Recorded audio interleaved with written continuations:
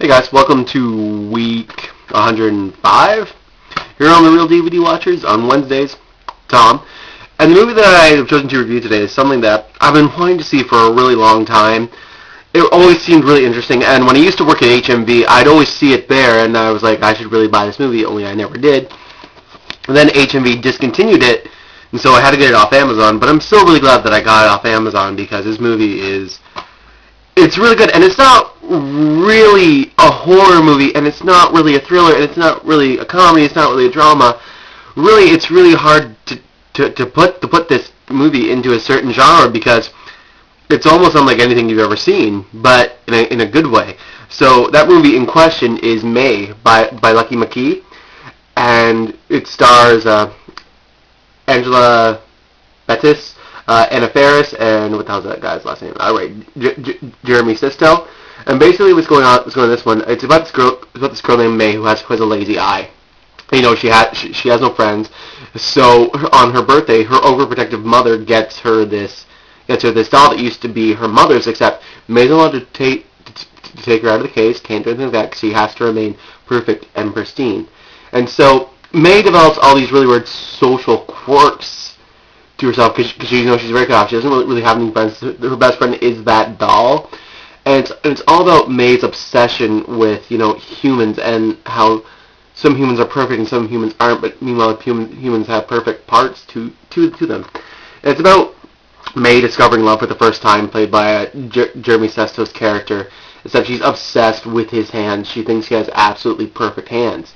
And Anna Faris, who plays her coworker / this lesbian girl, I forget pretty much just anyone's name in this movie besides May. Anna Faris plays her lesbian coworker who is also obsessed with May, but she just wants sex from May. She doesn't want a relationship from May. So May gets thrown around. Oh wait, Jeremy Sesto, the guy who made the suspects. He plays Adam. I thought it was like George or Adam, something like that. But then,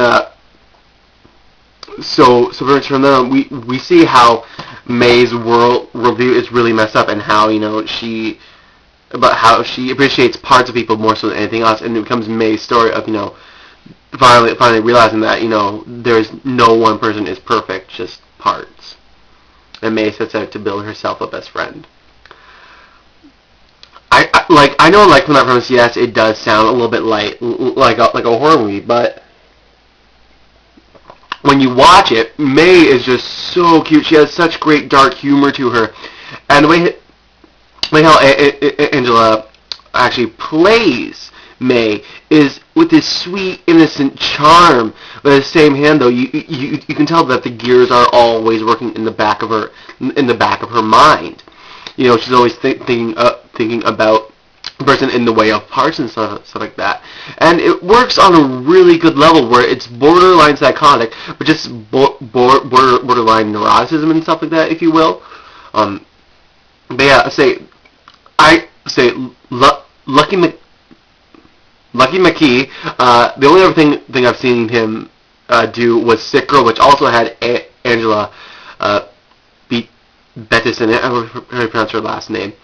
And that one was good, but wasn't as good as May. It lacked a certain sweetness, if you will, because this movie is very, very sweet and very, very innocent in some ways.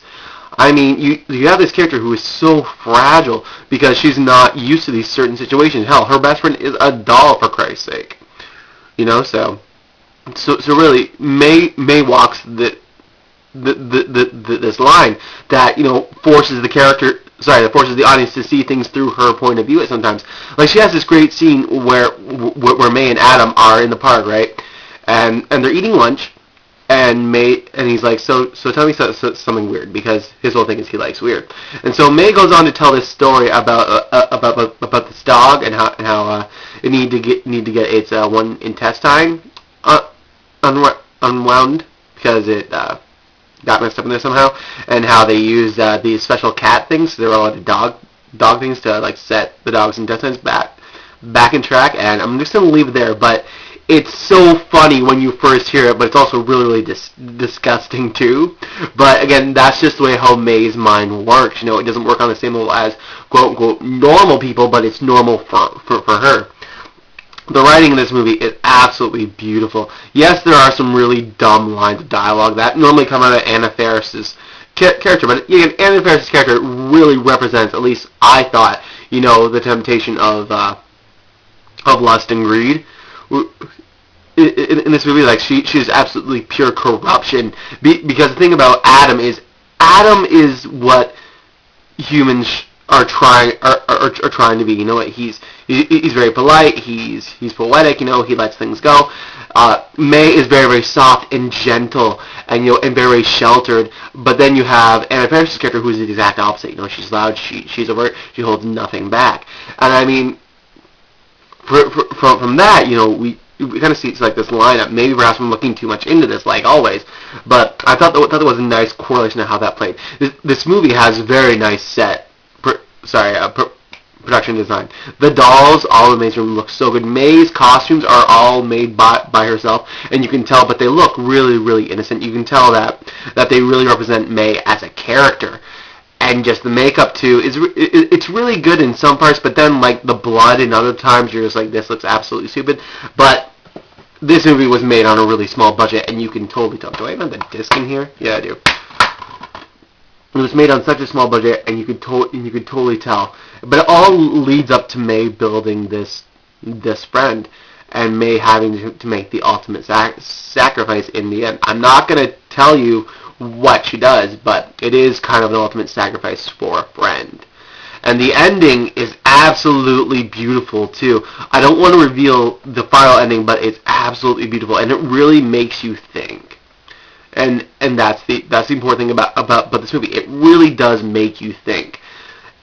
And so for me, May is an absolutely great movie. If I had to give it a rating out of 10, it would definitely get a 7.5. It's a great movie, full of dark humor. That's really hard to find just one particular genre that it goes into. And personally, really great movies that make you think should do that. You can't really find a good place to genreize them. So that's the review for this week. Hopefully you guys liked it, and definitely check out May, because it is so good. And yeah, and hopefully I'll catch you guys in a week's time. Later.